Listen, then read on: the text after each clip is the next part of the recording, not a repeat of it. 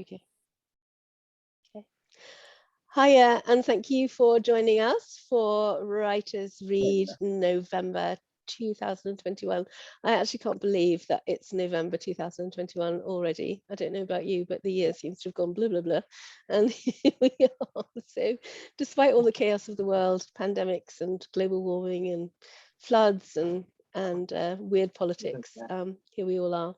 So I'm absolutely thrilled to be talking tonight to the awesome Lizzie Chantry, writer of contemporary women's romance. Is that the right way to say it? Yes. And Molly Arbuthnot, who is a children's author. So, and welcome to everybody who's here from all different parts of the world and different parts of Great Britain. I was saying to the ladies beforehand, because with Writers Read, I always try and have people from two different genres, that we have a contemporary romance person and we have a children's author. And in my mind, you need one to get the other. And then Molly said that there's a book called, tell us, Molly, what was that book called? Mummy Laid an Egg. Mummy Laid an Egg. So easy, I was kind of right. I didn't. I'm concentrating on my nails. Hello? And I'm listening Who's concentrating on their nails? Oh, sorry. I don't know why you can hear me, because my son was getting on my nerves. And he was... That's okay, it's fine. Writers Read is informal. We have dogs and cats and children and apparently nails happening amongst everything. Now, Lizzie and Molly have both got new books coming out, so it's really exciting. Oh, and look, there's Philip's dog. Oh, so cute. Thank you for showing us. Lizzie, tell us about what your new book is, the title, where we can buy it, and just a little bit about it, and then I'm going to ask you to do a bit of reading. So can you give us the title and a little bit of a teaser about it? So the book is called The Woman Who Felt Invisible. So this is the book here. And basically it's about a 40-year-old woman or 41-year-old woman called Olivia, and she's just really disillusioned with life. She's a former cyber specialist, but she's lost her job and she's lost her way because her dad was very poorly. And basically she just feels that no one sees her anymore. So she feels like she's walking around in life basically invisible, that people bump into her the street, her people at work don't talk to her. She's feeling very, very lonely. And basically it's just the story of her kind of recapturing her life and finding herself again. And can I ask you how old she is in the book? She's 41. 41, right. And there is this thing, isn't there, about women. I mean, I'm older than 41, but I noticed about 10 years ago that I started to feel invisible in an odd sort of way. So yeah, a lot of women do, and I think it's just with aging, and people, I think, forget the qualities that people still have, whatever their age. People still have a lot to offer the world as they age. They've got lots of wisdom and life experience, and I think that's not to be overlooked. And what drew you into writing in this world of contemporary romance? What got you started? Yeah, well, for me, my child was ill. So my child was ill for 10 years. So I had a retail business for a long time before that. So I had to shut my business to be at home with my child. And then I started writing as a way to stay awake at night, just literally so I could hear her breathing. And over a year of nights, I wrote my first book, and then hid it in a cupboard for 5 years until her health started to improve. And from that, a new career was born. Wow. I have many thanks to give to you, Lizzie, because you invented a product a long time ago that stopped our tights from making horrible ladders, and yes, right. stopped us daubing red, nail varnish on them. Made us look like we had chicken pox all the way up our legs or something. So that was brilliant. So fantastic. And you've had a non-fiction book come out recently as well, too, haven't you? So my non-fiction book is called Networking for Writers, and that's basically just through the things I've learned as a writer, trying to help other writers, whether they're a new writer or they're really experienced. It's just lots of tips from my background in business and what I've learned over the years, basically to help writers find new readers. Brilliant. That's fabulous. So can we ask you to read a little bit from Yes. your Sure. book, your new The book? first chapter Thank of you. The Woman Who Felt Invisible. And I'll I'm read just going that to give for an you. X-rated warning here. There Yeah, is a I'm bit. trying There are to some take out naughty all the bits. bits, Oh, it's all all the right. bits Go I ahead. can, but there still may well be some. There are naughty bits in this, so I've taken some out, but don't let your children Anyway. watch. Okay, so this was it. This was Olivia Tenby's life now. This was how low she'd come. At the age of 41, she was sweating her guts out in a house that felt like a furnace, babysitting 2 delinquent Labradoodle dogs called Bertie and Belle, while their owners swanned around getting even richer somewhere else. Wiping her palms across her face, feeling glad she discarded her top so that she couldn't drip on it, she pressed a button. Music blared out of speakers setting to the ceiling. The house had everything: lights that came on when you spoke to them, a vacuum cleaner that tripped over you while it scurried along the floor on its own, a fridge that dispensed perfectly shaped ice cubes into crystal glasses. Olivia looked round furtively for a moment and then laughed, decided to go for it. Her job as a dog sitter extraordinaire had begun 2 weeks ago. She'd been told to entertain the excitable animals in any way she could think of, as they were naughty and destroyed everything while the owners were out, which they always were. Olivia hadn't even met them, which was baffling. They left her notes with instructions on how to stop the dogs eating the walls and making a mess of the thick pile carpets. She actually quite liked the job. It was as easy as walking in a straight line. Then she thought about how wobbly she always was after 3 vodka and cokes and quickly pushed that picture aside. The dogs were bored, and although her job included giving the house a cursory swipe with a duster, it was always immaculate when she arrived. Something was a bit weird though, as the place was incredibly hot. The dogs liked to slobber all over her, making her even hotter, so she'd taken to stripping off as soon as she sat down with the pooches. Otherwise she'd probably pass out and be found weeks later, mummified in dog hair. She also drank gallons of water, which made her need to pee every 5 minutes, and the dog's claws raked her skin whenever she moved, as they jumped up and thought she was about to play. To be fair, there was a lot of skin to scrape. She knew she needed to be fitter, but wasn't allowed to open the doors and windows or go outside for more than 10 minutes. She could shut the dogs in the garden, but that was the only time she could clean. And there wasn't much to do, but the house was massive, and she had to rush around before the dogs barked and wanted to come in again. The poor loves were desperate for company. There was air conditioning in the kitchen for the dogs, and their hair was kept short, but as soon as you opened another door, you were hit with a heat wave. Perhaps the owners were from a tropical country and felt cold along the Devonshire coast. She hoped she might meet them one day to ask them. She'd have to be properly dressed if she did, though. She sighed and looked down at her figure. She liked her curves, even though her old school friends had suggested she shouldn't. A few gorgeously curvy girls were making headlines these days, but she bet they didn't eat a slice of cake more than once a week, and cake was one of Olivia's greatest passions. She also enjoyed celebrity gossip magazines far too much. She was her own worst enemy, but then who else did she have to admire if not the stunning men in those magazines? To her, a man who looked as though he enjoyed his food was incredibly sexy. Not that she'd had a proper date in years. She spent all of her time caring or worrying about her dad and his deteriorating health. She caught her breath for a moment and then listened to the beat, jiggling her chest and making the dogs jump around her legs. She grinned at them and wiggled her hips in time with the music. She spun around and around and then fell onto the couch in an exhausted heap. The dogs launched themselves at her and she used to push them on the floor, enjoying seeing the dogs gaze adoringly at her, as if she was the only person in the world who mattered. They'd become her best friends in the last fortnight and she hated having to go home and leave them there. Not that they'd fit into her tiny abode or that she could afford to provide the kilos of food they guzzled in seconds. But at least they appreciated her sense of humour. She didn't have anyone else to try her jokes out on. She winced and pulled up her tight jeans. They were probably a size too small, but she hadn't been paid for this work yet and had no money to shop. Her other job, as a stationery supervisor for a big information technology firm, didn't exactly set the world alight and fill her bank balance either. She grinned when she thought of her sexy boss with his big blue eyes and swishy blonde hair. He was a real dreamboat, and he made her body blush from head to toe and her heart beat faster. She sucked in her stomach and vowed to make a change and buy clothes that fitted her instead of ones she wished did. She liked her job, but the hours changed each week, and she hadn't really made friends or become part of the work group. She could sometimes go a whole day without talking to another human being, and her dog sitting job in the office, everyone ignored her. Being over 40 didn't help. She felt like the invisible woman. People walked past and bumped into her without realising she was even there. But she couldn't risk getting fired from either job. She'd had 2 previous posts in the last 4 months and been sacked from them both. she needed to keep this work if she wanted to be able to pay the rent on her little flat. She'd been there for years and really should move on by now, but at 41, time was marching on and she couldn't face trying to fit in somewhere new.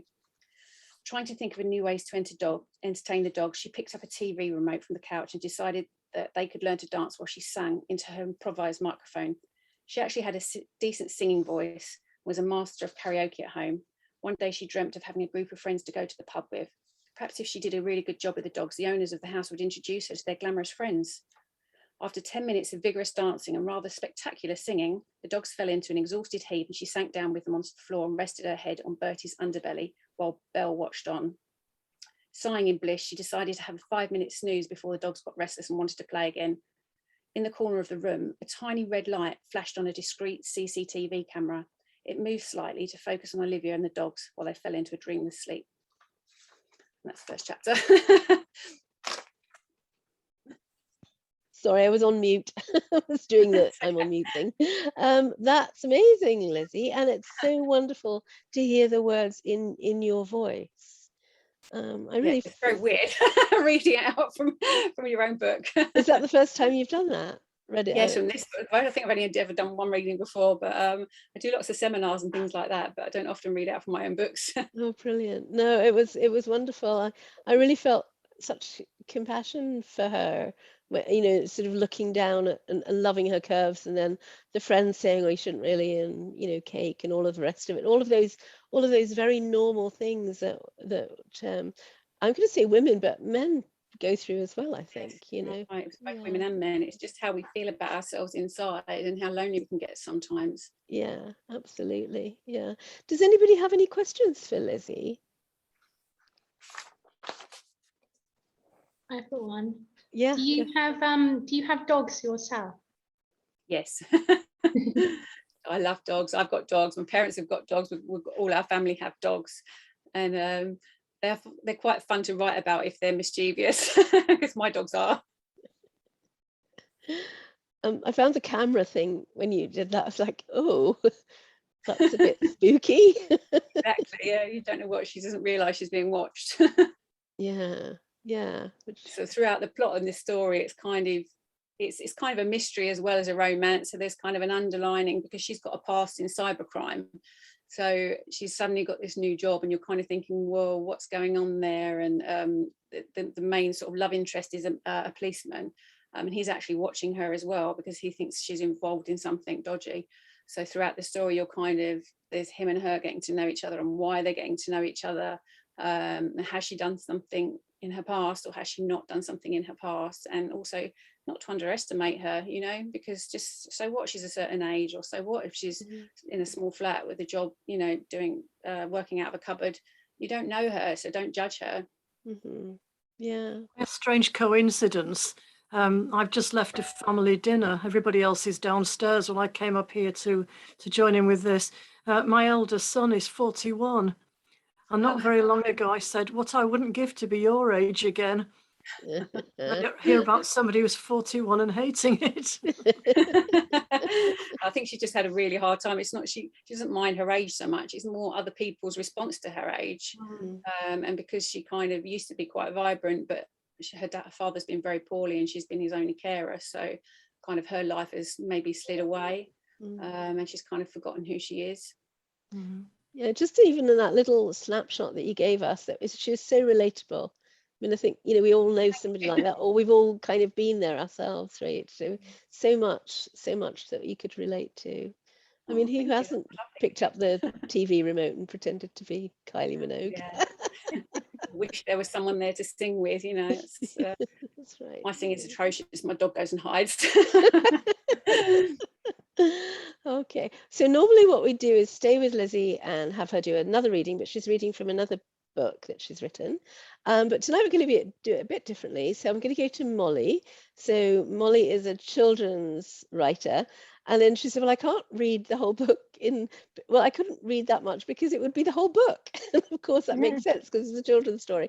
So Molly, you're going to tell us a little bit about how you got into writing for children, and a little bit about this book, but also about some of the other work that you've done, and what your sort of intentions behind the book, you know, in terms of, are you communicating directly to children, or are you doing the sort of, I'm correcting to children, but I'm also speaking to their parents and their caregivers and the, you know, the teachers and all the people in their lives? So, yeah. Well, I suppose I am a bit.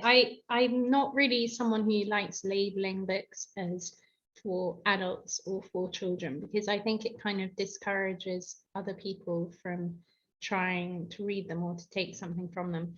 And I did a children's literature master's a few years ago, and so read lots of children's books, and the Grimm fairy tales, lots of them are really violent and really scary and really appropriate for older people. And I think sort of even about 50, 100 years ago, the concept of a children's book was very different from what it is now. And so with my stories, I mean, they are children's books, but I don't like saying that they're for a particular age, because I think that I hope that anyone who reads them can get something out of them.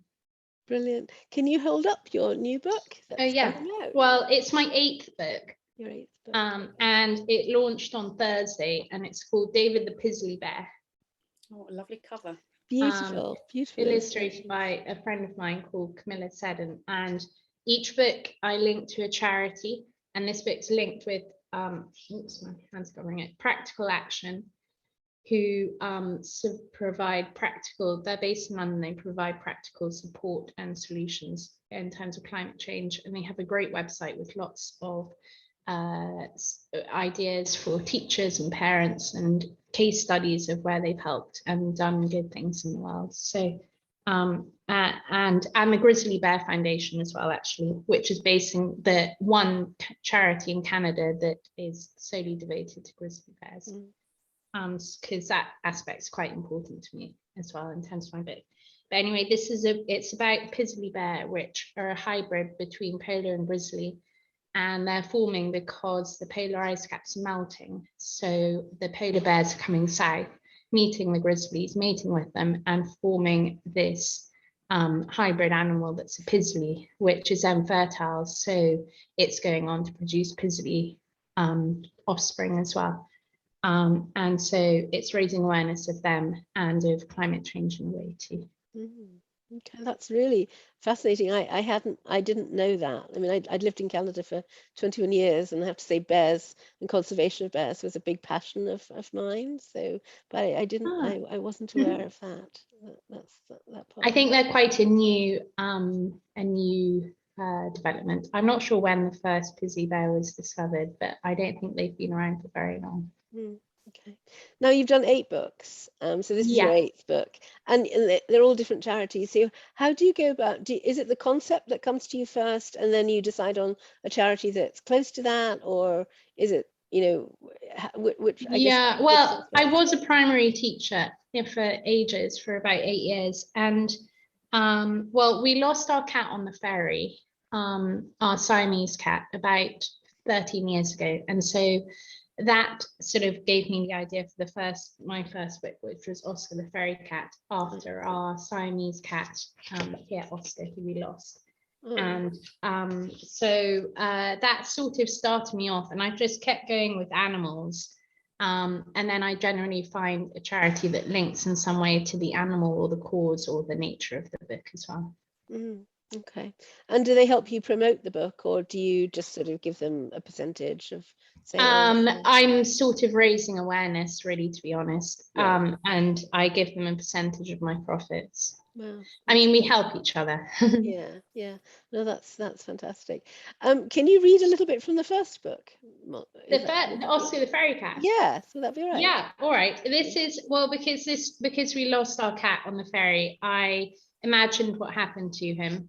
And it kind of was support for my family and me, and Oscar then goes on to have lots of adventures in other places, but this is the first introduction to Oscar. Okay. Oscar was a Siamese cat. He led the life of any ordinary cat. He ate, he slept, and he sometimes caught a mouse, but one day his ordinary life would change forever. It was holiday time. Nearly everyone loves holidays. Everyone apart from Oscar. He hated them. Being in a hot car for hours was not fun. So he ran up to the attic and he hid.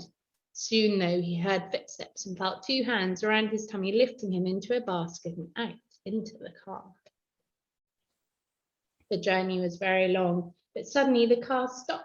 Oscar spied an open window, pushed open his basket door, crept over a suitcase or two and hopped out. He was free! But where am I, Oscar thought. He looked around and could see lots of ropes.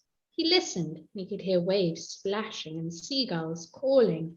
I must be on a ferry, he said. Just tell me when you want me to stop. Well, I'm loving the story. If you don't want to give the whole story away, that's fine. No, I can keep going because I'll keep going till I introduce you to the first animal. Perfect, thank you. Okay, the world outside was rather big and scary, but Oscar could smell a mouse. He ran under cars, round wheels and over ropes. But where was the mouse and where was his car? Oscar was lost, and with a roar, the car started moving. The wheels were very big and Oscar was very small. I want to go home, he cried as he drifted off to sleep. In his dream, he was tapping a door. Tap, tap. He woke up, but the tapping didn't stop. There, right in front of him, was a seagull with a huge crab in her mouth. The seagull hadn't noticed Oscar and was startled when he moved his paw. So startled that her mouth flew open and out fell the crab. It's gone, she said. Just my luck. I was looking forward to that. Sorry, Oscar said, feeling a bit guilty. Don't worry, happens all the time. My name's Sammy, Sammy the seagull. Who are you? I'm Oscar the cat, Oscar said. Why do you look so sad? I don't fit in here and I want to go home. Come and be a fairy bird with me. We'll have lots of fun, Sammy suggested. Hop onto my back and I will show you. Oscar crawled onto the back of the seagull, clung on tightly with both his paws and up they went. Look how beautiful it is, Sammy squawked. Can you see the cormorants diving for fish and the dolphins jumping? Oscar didn't reply. His paws were getting wet and he felt quite sick. Where to now? Sammy asked excitedly. Oh, that's very kind of you, but I'm not a fairy bird. I'm a cat and I want to go home. No. Suit yourself, Sammy cried, and off she flew. Oscar curled up into a ball and cried himself to sleep. I think I'm crying with Oscar. My And that's goodness. heartbreaking. I'm a cat person. I could feel the tears coming. Yeah, yeah. I know. Oh gosh, that must have been very hard. But I mean, what a gift that you've turned such a horrible loss into something so beautiful. Yeah. I love Well, the it way ends happily. Do you always work with the same illustrator, Molly? No, I have 4 illustrators who all do one does the Oscar books, one does other animals, one is a Kenyan, so she does African animals, and Camilla, my newest illustrator, I think we're going to do hybrid animals. Okay, brilliant, wonderful. And do you sort of, when you're working with an illustrator, do you, I mean, obviously you know what these animals kind of look like in your mind. The illustrator might have a different point of view. What's the tension like when you're putting your words to illustrations? I mean, generally, I think it's kind of best to just leave people to get on with it, because if you start interfering too much, it kind of becomes, they lose their, because illustrating something such a personal thing that I mean, the animals are obvious animals, so it's pretty clear what they should look like. The only issue we had for one book was Corporal Cruachan, who is the Scottish mascot, and so he had to look a particular way because he is a particular way, and so I had to get involved with that to make sure he was completely right. But generally, I mean, you know what a seagull looks like, or a spider, or a ladybird, so it's sort of pretty easy to just leave them to get on with it. Brilliant, thank you. Does anybody have any questions for Molly that they'd like to ask? I would. Yes. Oh, no, it's all right. You carry on.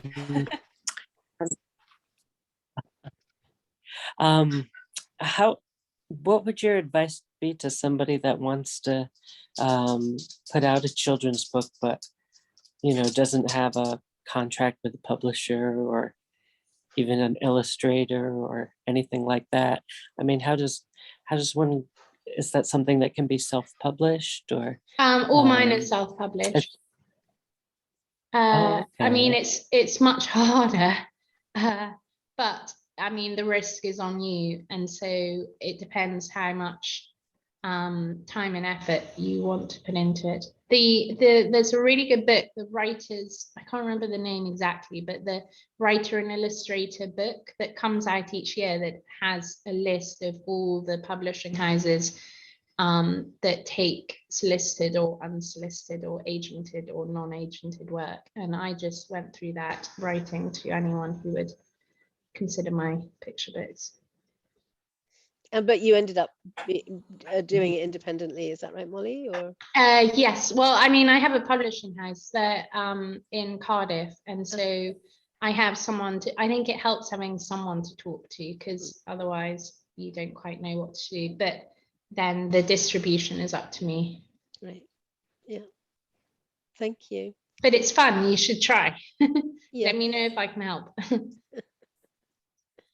Yeah, and there's You. lots of I think, for anybody who's looking to do that, there is a huge amount of support.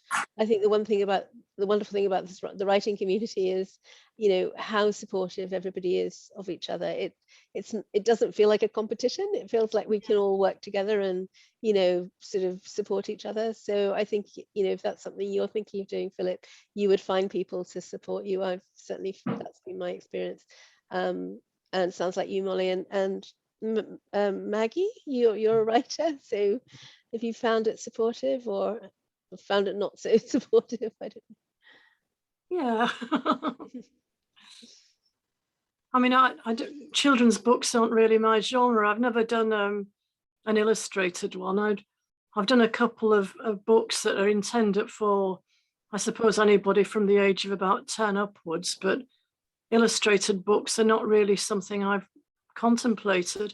I've bought a couple recently because I have a 4-year-old nephew, and by chance a new gentleman's joined our writers group who does wonderful poetry books for children and has them illustrated. So I'm certainly very interested in Molly's books, particularly the one about the cat, because my entire family are devoted to cats. I think it's in the blood, as you can probably see. If you see the poster on the wall behind me, Yeah. fairly typical. Well, Cleo just walked across, but you couldn't see her because I was on the blue screen. So her tail kind of just weaved in. Well, Jago is locked out of my study because he tends to try and eat the microphone.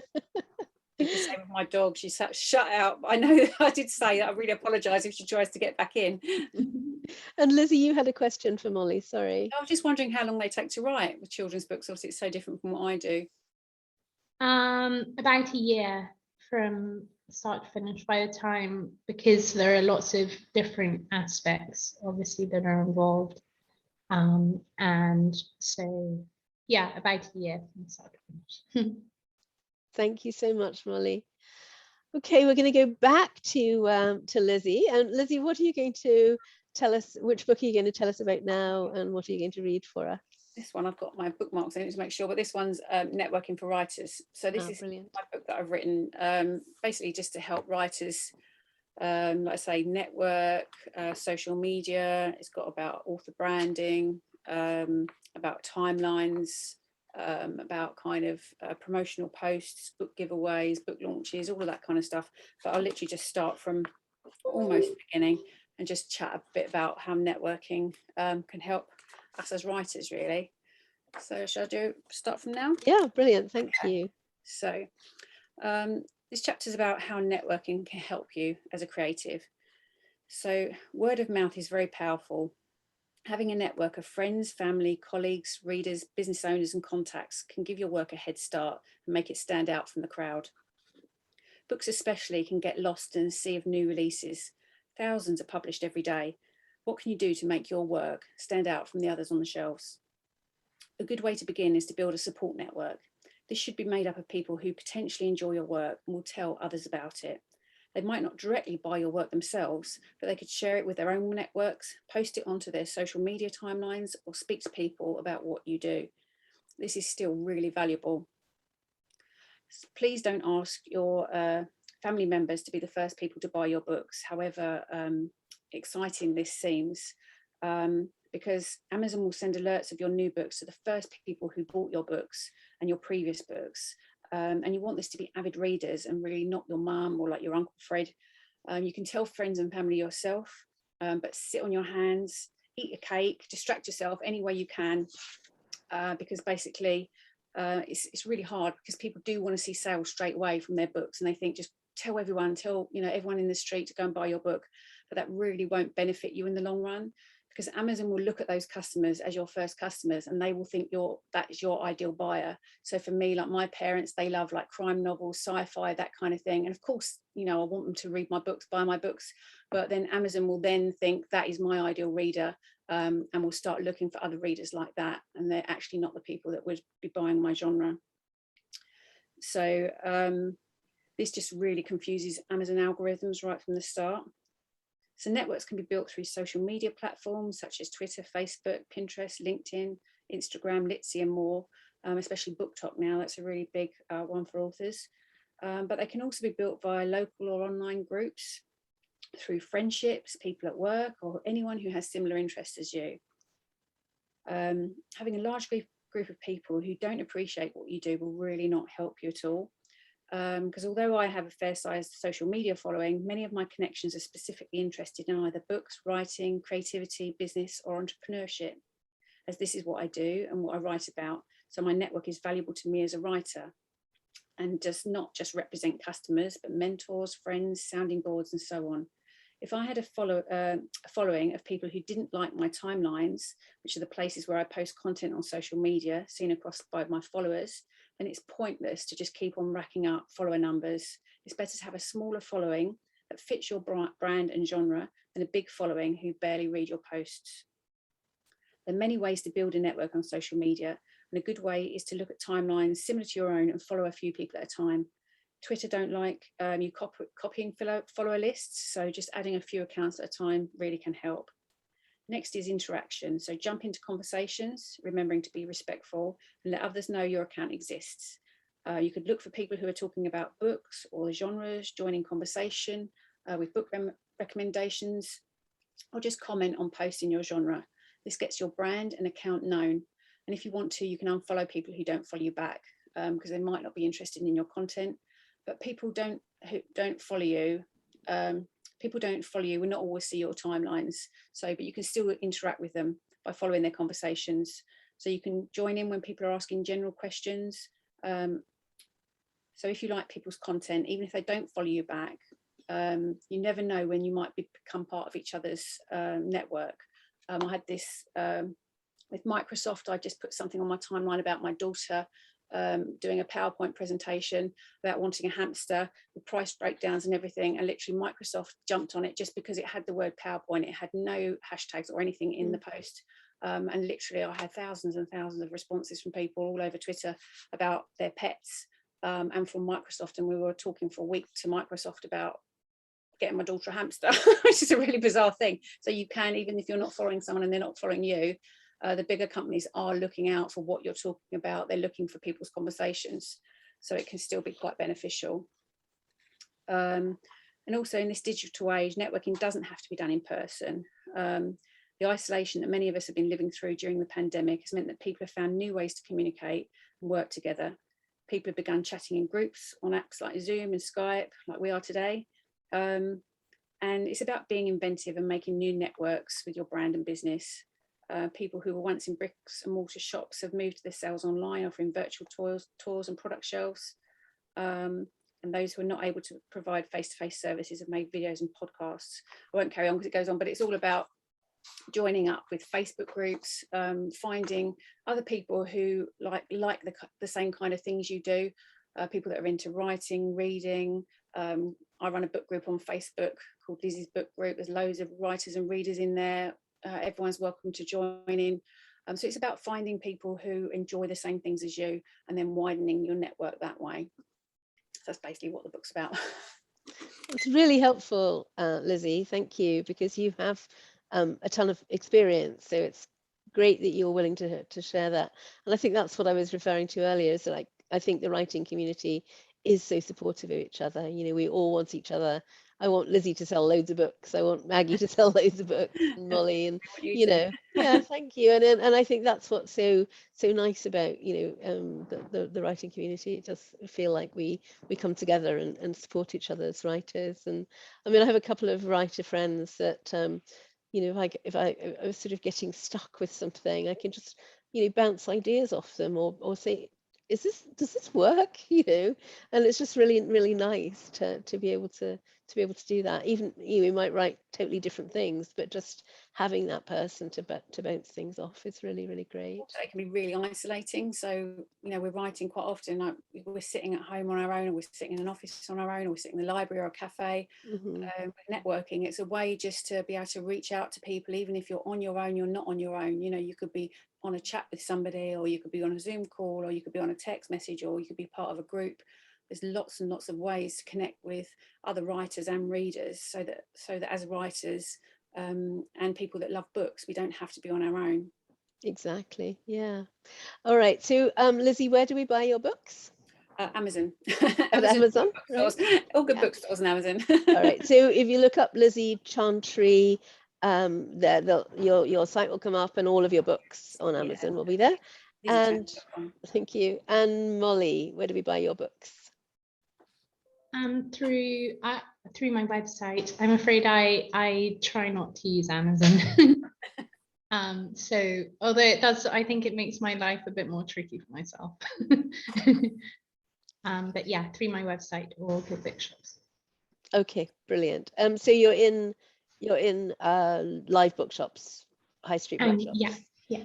And that, you know, that is brilliant, because I have to say that I would love to be in bookshops, and I've had very zero success of actually getting, you know, even though I've got books set in Edinburgh, going to all those Edinburgh bookshops we're full.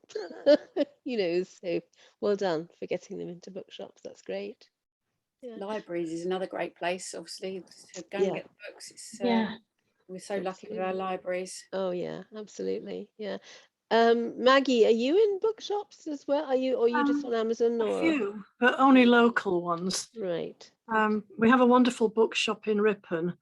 Oddly enough, there was a TV program a few days ago about a couple wanting to move to a house in North Yorkshire. And I think it's called Escape to the Country or something like that. Anyway, they did a whole segment on Ripon, and part of it was set in our little Ripon bookshop, which was wonderful for them. Very nice. Yeah. They're very receptive to local authors, and there are one or two others round about in you know, towns at spitting distance of Ripon, but getting into the national chains is pretty much impossible. It is, yeah. Which is a shame. Yeah, absolutely. And Philip, you used to work in a library over in the States, so were you responsible for buying books in, or recommending the library getting specific books? Yes, I did. You know, we had the last one. It was a very small town. It was like an old Victorian house where the first floor was made into a library. So, you know, somebody's living room was our fiction section, and somebody's dining room was our nonfiction section. And somebody's sitting room was our children's section, but basically it was just like 4 rooms. Wow. And a kitchen. You'd probably order about 4 books a week, maybe. So we're having some sound issues. It's interesting, but there's stuff that's looking over the shoulder of like, oh, sorry. That's okay. Can you hear me? We can, yeah. Hello? It's just sort of tuning out Okay. every so often. But that sounds like a magical, enchanting sort of library to go to. Yeah. Well, thank you everyone for joining us. I will post this link out. It'll be live on YouTube as soon as it's uploaded. I've just Can I just say something to back Ye- up what Lizzie was saying? if please that's all do. right? Because, Yes. Lizzie's a good friend, has become a good friend of mine through social media. Brilliant. And myself and my friend Sue, who sadly couldn't be with us this evening, but we run a Heidi Swain Facebook book club, and we also run with that, we call it Heidi Swain and Friends, so that we can bring in other authors and have publication parties. And we're about to have one with our second one with Lizzie. Oh, yay. Appreciated. And the response, even to lesser known authors, is phenomenal. Everybody, you know, we read the arcs, and then we create book themed parties to go with the story without giving the whole book away. And Fabulous. I Doing think a good. lot of the authors see a huge spike in their sales just from that alone. Wow. Right. I just It's wanted do to with say, you know, networking and support. for it's brilliant. networking Mm. and you know, getting new people to read your books, it's something very easy and simple as having a book club that's got that nearly 2,000 people in it, who just feel comfortable and at home in that club. Yeah. Well, that's wonderful. And so how would people contact you again, Fiona? Oh, you just go to Heidi Swain and Friends book club, just join that one, and myself and Sue are just floating around as the admins. So there's a I've got secret my book club launch behind there me. this week, so it's brilliant. It's a fantastic group. They really are so supportive. Fabulous. In fact, authors. if you've read Lizzie's book and you look at the dedication, it says to Fiona Jenkins and Sue Baker. Ah, right. So Okay. that's me and my friend That's Sue. them. Wonderful. Yeah. Oh, They're that's fabulous. Thank you. So Philip, I hope you don't mind me butting in there. No, So I just no, we thought- hadn't heard from you apart from when you were yelling at your son Telling my or something about your nails. Oh yeah, I said to Lizzie I'd be doing my nails and listening in, and my son is autistic and he was winding me up, and I'm actually quite pleased that I just kept biting my cheek until he was like, until he eventually like just too much, and I had to tell him I'm trying to concentrate on my nails, leave me alone. Well, that's great. I'm really glad that you joined us, and thank you for saying that. Philip, you have your hand up, I see. Oh, yes, I wanted to ask Lizzie. It seems like you seem very knowledgeable about the business aspect of promotion of your books and things like that. How do you balance your artistic creative side of writing your books with also that business side? And do you ever is there ever a time where you say, maybe I shouldn't put this in the book because it might turn off some potential customers? Or I mean, do you, as you're writing the book, do you also think about that business side of like how many potential readers you would reach? Yeah, I mean, that's a really interesting question. It's always a balance between finding writing time and promotional time, but I always will fit promotional time into my week because it's a big part of what I do.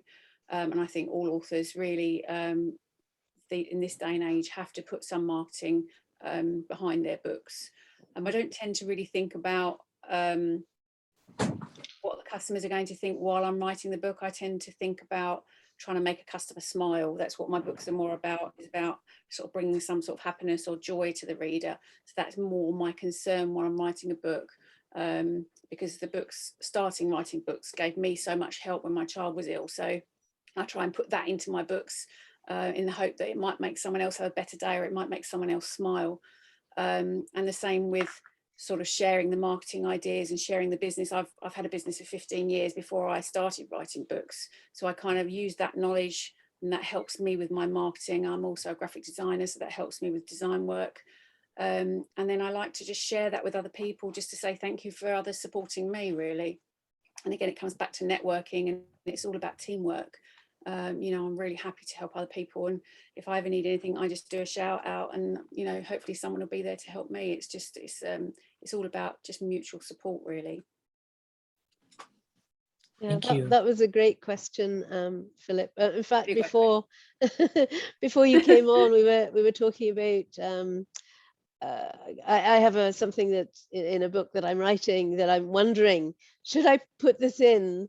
Because if I put it in, people might be, what? I wasn't expecting something quite as, risque from Lisa Miles. But if I don't put it in, then I'd be hiding from the readers. So yeah, that fine balance of you can't write to please everyone. I guess that's the thing, isn't it? So sometimes you I have always to. love the saying that says you can't please everyone, you're not pizza. I have that in my office. Brilliant, yes. So you just have to do what you can and do your best, you know. Yeah, that's right. Okay. Well, it's been lovely talking to you, Lizzie and Molly, and thank you, Maggie Molly. and Fiona and Philip for joining us as well. So I'll wish you a happy Sunday night, and I'm going to dive off and watch Shetland. I don't know if any of you Love that watch programme. Shetland, but I absolutely Avidly, yes, but I need the subtitles. I find the accents quite hard to follow. Oh, do you really? Really? My husband doesn't, 'cause his mother was a Glaswegian, but I do. Said like a true person from Ripon. All right, well, namaste, and I'll put the links up. you, Please everyone, do for joining share. Thank you. Yeah, and please do share that, Lizzie's books and Molly's books and my Yay. books Yeah, and would really Maggie's appreciate books. Thank you, everybody. Okay, bye-bye now. Bye-bye. Thank you. Bye. everyone. Bye. Bye.